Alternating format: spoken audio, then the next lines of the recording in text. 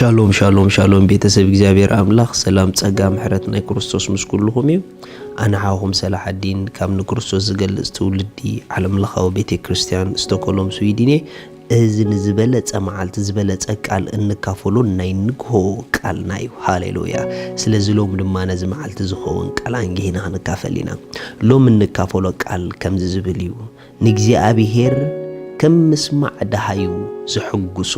የለን ዝብልዩ ንእግዚአብሔር ከም ምስማዕ ደሃዩ ዝሕጉሶ የለን መጽሐፍ ቅዱስ ከም ዝብል ኣብ ቀዳማይ ሳሙኤል ምዕራፍ 15 ካብ ጥቕሲ 22 ሳሙኤል ከኣ ንእግዚአብሔር ሲ ዝሐርር መስዋዕትን መስዋዕት ሕሩድን ከም ምስማዕ ደሃይ እግዚአብሔር ጌሩ ይሕጉሶ እዩ ጌሩ ዶ ይሕጉሶ እዩ እንሆ ምስማዕ ካብ መስዋዕቲ ጽን ምባል ድማ ካብ ስብሕ ደዓውል ይበልጥ ዕልወት ሲ ሓጢያትን ጥንቁልናን እዩ ህልኽ ከኣ ኣምላኽ ጣዖትን ትራፊምን እዩ ንቓል እግዚአብሔር ስለ ዝነዓካዮ ንሱ ከኣ ከይትነግስ ነዓቐካ በለ ሳኦል ድማ ንሳሙኤል ነቶም ህዝቢ ፈሪሄ ቃሎም ስለ እተኣዘዝኩ ንትእዛዝ እግዚአብሔርን ንዘረባኻን ሓሊፈ እሞ ሓጣኩ በለ ብጣዕሚ ይዝገርም እግዚአብሔር አምላኽ ናይ መጨረሻ ባህ ዘብሎ ንእግዚአብሔር አምላኽ ኣዝዩ ዝሕጉሶ ነገር እንታይ እንተዳኢልኩምኒ ንደሃዩ ምስማዕ እዩ ንድምፁ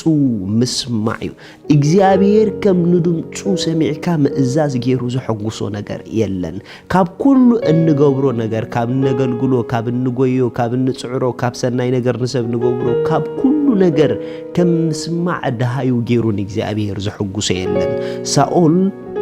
ንጉስ ናይ እስራኤል ክኸውን እግዚአብሔር ይቀቢእዎ ነገር ግን ናውግእ ምስከደ ነቲ ዝኾዶ ውግእ ብምሉኡ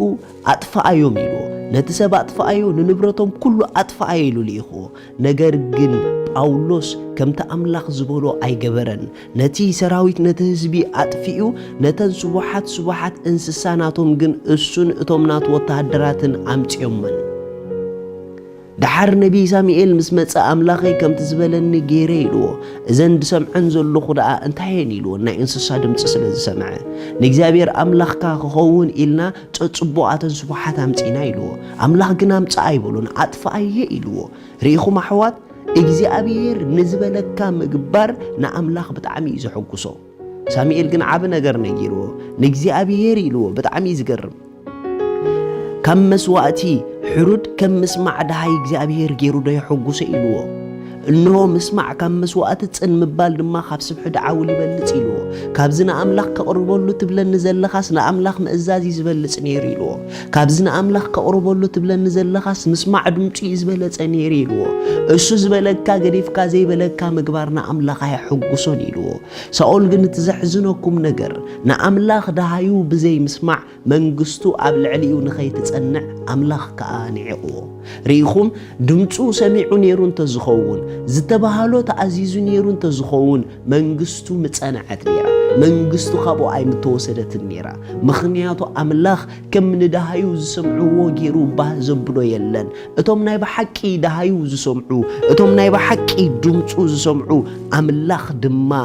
የኽብሮም ኣምላኽ ድማ የኽብሮም እዩ ርኢኹም ኣሕዋት ኣብ ህይወትና ክንጥንቀቐሉ ዘለና ደሃይ ኣምላኽ እዩ እግዚአብሔር ኣብ ውሽጥኹም ዝቐምጦ ሓሳብ ኣምላኽ ኣብ ውሽጥና ዝቐምጦ ድምፂ ንዕኡ ልዕሊ ማንም ክንጥንቀቐሉ ኣለና ሳኦል ግን እቲ ዘሕዝነኩም ካብ ድምፂ ኣምላኽ ንላዕሊ ድምፂ ሰባት ምስሙዕ እዩ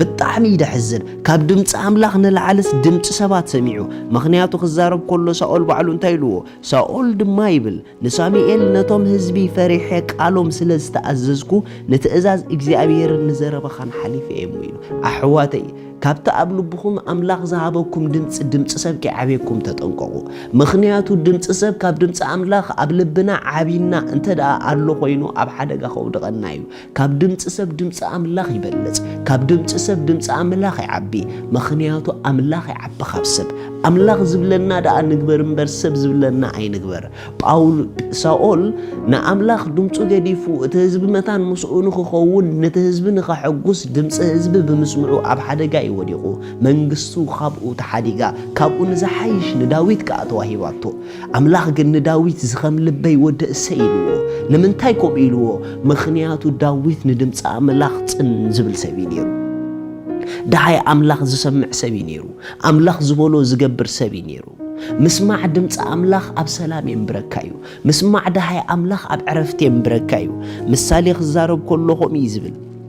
يسوع كريستوس نزل عالم قويتايو مسالي معرف حدا سلاسان سلستن اتزسم عنقن بدحان كنبر نخوفو غيفرها كهدي يزبل ريخم أتي دهاي أملاخ زسمع أتي دمت أملاخ شلل زيبل السو بدحان يزنبر نخوفو كيف رها هادي يزنبر اسكه دهايو مسمعنا اللامد ندهايو مأزاز اللامد دهاي أملاخ يخبركايو دمت أملاخ يخبركي حفتي دمت أملاخ قبل بخي يزمت أمو قبل بخي زمت دمتات شلل لا يتبليوم قبل بخي زمت دمتات شلل لا يتبلوم مخنياتو السوم سلام اللوم عبقوم عرفتلو السوم كدحنو قايم دمت أملاخ زسوم عصبات كاب حدا يوتيوم ندوتو شلل زبلو قلنا بحدا يوتيوم يسوس قويتاي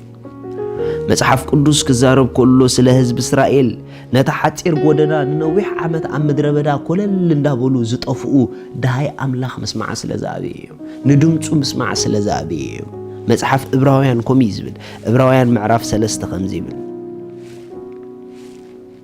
عبراويان معراف 3 كاب تقص شوعات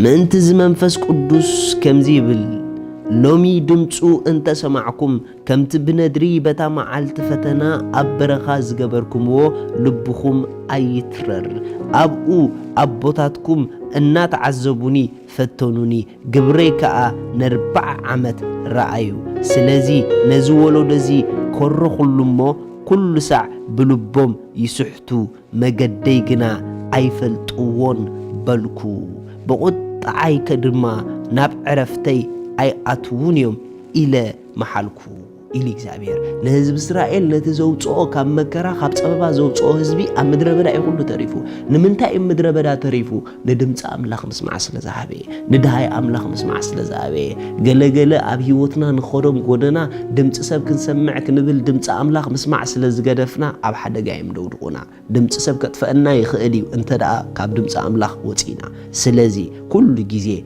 دمت أملاخنا نسمع لبنا ندالو ندمتو قدامنت نهابو دمتو عب لبنا يزقمت دمتو بغالي يزمتنا أملاخ يبارخكم هاليلويا لومي نقويتانا يسوس كريستوس